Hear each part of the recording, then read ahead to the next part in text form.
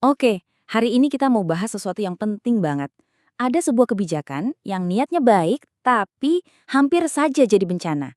Ini soal rencana darurat pemerintah yang dirancang buat mastiin ribuan guru di Indonesia tetap bisa gajian. Yuk kita bedah bareng-bareng. Coba deh bayangin, Anda ini seorang guru.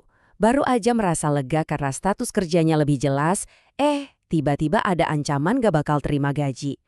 Ini bukan cerita fiksi loh, ini adalah krisis yang beneran nyaris terjadi di tahun 2016.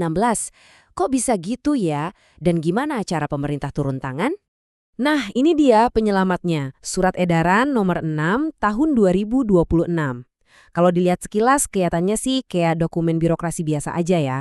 Tapi jangan salah, isinya itu sebenarnya adalah sebuah rencana darurat yang dirancang buat mencegah krisis besar di dunia pendidikan kita. Setidaknya ya untuk saat ini. Oke, sebelum kita bedah solusinya, kita harus ngerti dulu akar masalahnya dari mana. Jadi, gimana ceritanya sebuah niat yang super baik malah hampir memicu krisis di sekolah-sekolah kita? Jadi awalnya tuh niatnya bagus banget. Pemerintah bikin status baru namanya ASN PPPK paruh waktu atau pegawai pemerintah dengan perjanjian kerja. Tujuannya buat ngasih harapan dan stabilitas kerja buat ribuan guru honorer yang udah lama banget mengabdi. Ini jelas sebuah langkah maju yang keren banget. Tapi, nah, di sini nih masalahnya mulai muncul. Begitu ada status baru ini, langsung ada satu pertanyaan super penting yang belum ada jawabannya. Siapa yang bakal bayar gaji mereka? Nah, ini dia biang keladi dari semua masalah ini. Sekarang, ayo kita kupas tuntas soal pendanaan ini.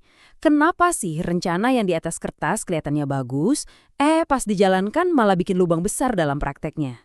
Rencananya tuh awalnya simple banget. Pemerintah daerah yang mempekerjakan guru, ya merekalah yang harusnya bayar gaji dari anggaran daerah mereka sendiri, atau APBD.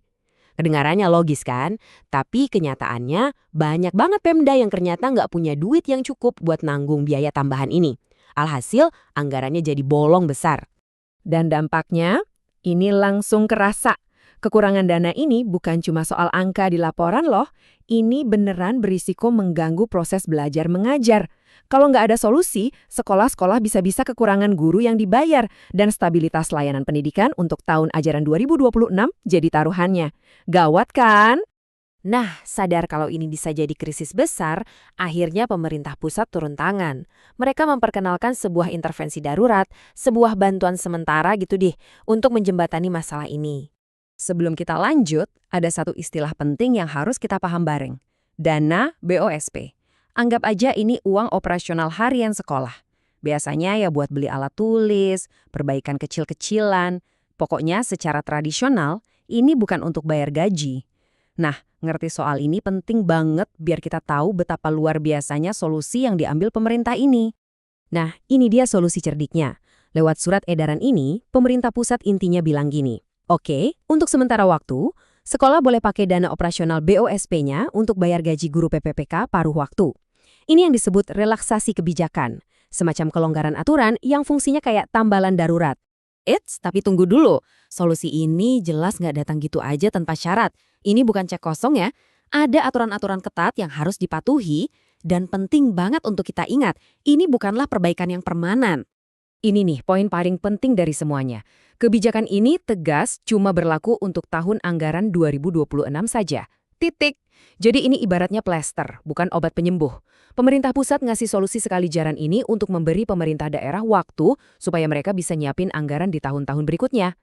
Dan tentu aja ada aturan mainnya. Pemerintah daerah nggak bisa asal comot dana BOSP. Mereka harus ikuti prosedur yang jelas banget. Mulai dari mengajukan permohonan resmi, melaporkan penggunaannya, sampai menjamin kalau layanan pendidikan nggak akan terganggu. Dan yang paling penting, mereka harus berkomitmen untuk menanggung biaya ini sendiri mulai tahun berikutnya. Intinya, akuntabilitas nomor satu. Nah, ini yang bikin kita mikir ke pertanyaan utamanya. Kalau ini cuma solusi sementara, terus gimana dong rencana jangka panjangnya? Yuk kita lihat implikasinya ke depan. Kutipan langsung dari dokumennya sendiri udah menggelaskan semuanya. Dengerin ya, kata kuncinya itu langkah transisi. Ini jelas banget menunjukkan kalau pemerintah pusat melihat kebijakan ini cuma sebagai jembatan, bukan tujuan akhir. Tujuannya cuma satu, melewati tahun 2026 tanpa ada guncangan. Jadi sisi baiknya apa? Ya berkat surat edaran ini, Krisis untuk tahun 2026 berhasil dihindari. Para guru akan menerima gaji mereka dan sekolah-sekolah bisa beroperasi dengan normal. Ini kemenangan besar lah ya, setidaknya untuk stabilitas jangka pendek dalam sistem pendidikan kita. Tapi, jangan senang dulu. Masalah utamanya, masalah fundamentalnya, yaitu gimana caranya mendanai gaji para guru ini secara berkelanjutan, itu masih belum beres.